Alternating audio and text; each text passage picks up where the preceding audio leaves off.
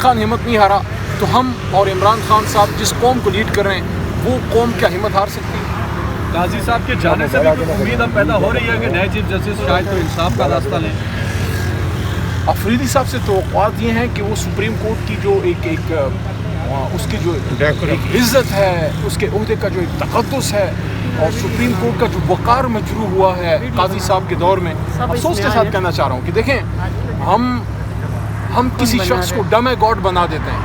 आज उन सब लोगों पे सवाल है जो हमारे दौर हुकूमत से लेके काजी साहब के आने तक काजी साहब से बहुत ज़्यादा तवक्कुआत वाबस्ता किए हुए थे।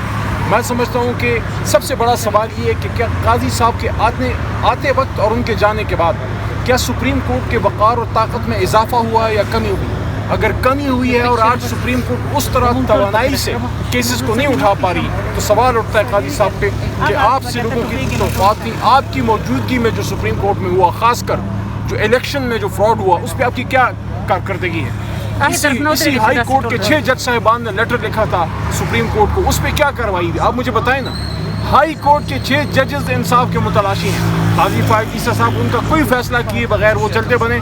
उसके साथ साथ शहीद सहाफ़त अरशद शरीफ शहीद की माँ इंसाफ के लिए दुआएं देती भी वो मौजूद हैं। भाई साहब चले गए, शहीद अरशद शरीफ का केस आज भी वहीं पे मौजूद है जहाँ पे मौजूद था। अली भाई ये बताएं कि मियाँ साहब वापस चले गए, क्या वजह हो सकती है? मियाँ साहब से मेरे ख्याल में किसी ने वादा किया, उनको वो चीज़ नहीं मिली जिस लारे पे आए थे। आजकल एक और शख्स को लारा मिला हुआ है, बिलावल साहब को। अच्छा, क्या बन जाएंगे सर जी? वो आप बनाएंगे तो बन जाएंगे, अगर कौम बनाएगी, बिलावल साहब कौम बनाएगी तो बन जाएंगे।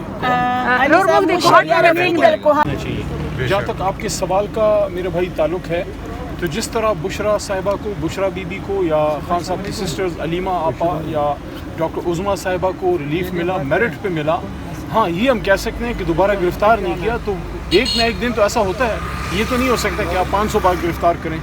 बहुत दफ़ा 9 महीने से बुशरा बीबी जो है वो गैर कानूनी जेल में थी तो आखिरकार आपने उनको रिलीज़ तो करना था।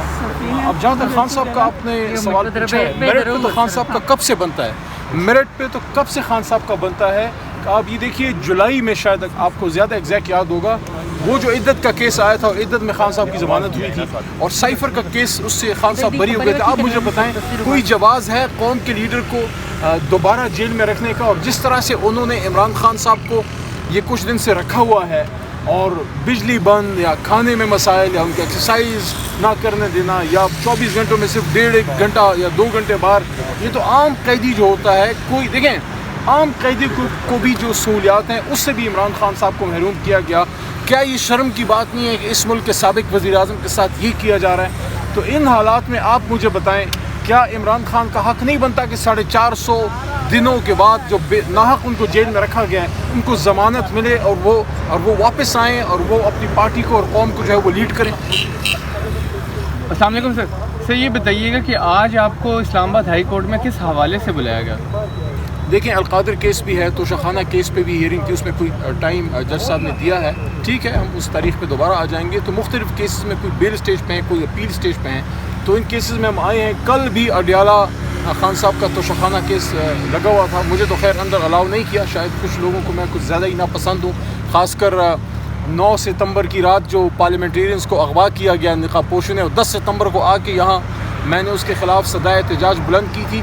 उसके बाद अभी तक मुझे खान साहब से फिर मिलने नहीं दिया। बहरहाल हम अपनी कोशिश करेंगे। इसी हाई कोर्ट जिसके बाहर आप खड़े हैं, इसी हाई कोर्ट के चीफ जस्टिस साहब का हुक्म मेरे पास मौजूद है इमरान खान साहब से मुलाकात का, लेकिन शायद बादशाहों को अभी पसंद नहीं है। तो आपने पूछा कि क्यों आए हैं, तो हम तो हर जगह जा रहे हैं, हमने तो अपनी जस्तजू करनी है क्योंकि इमरान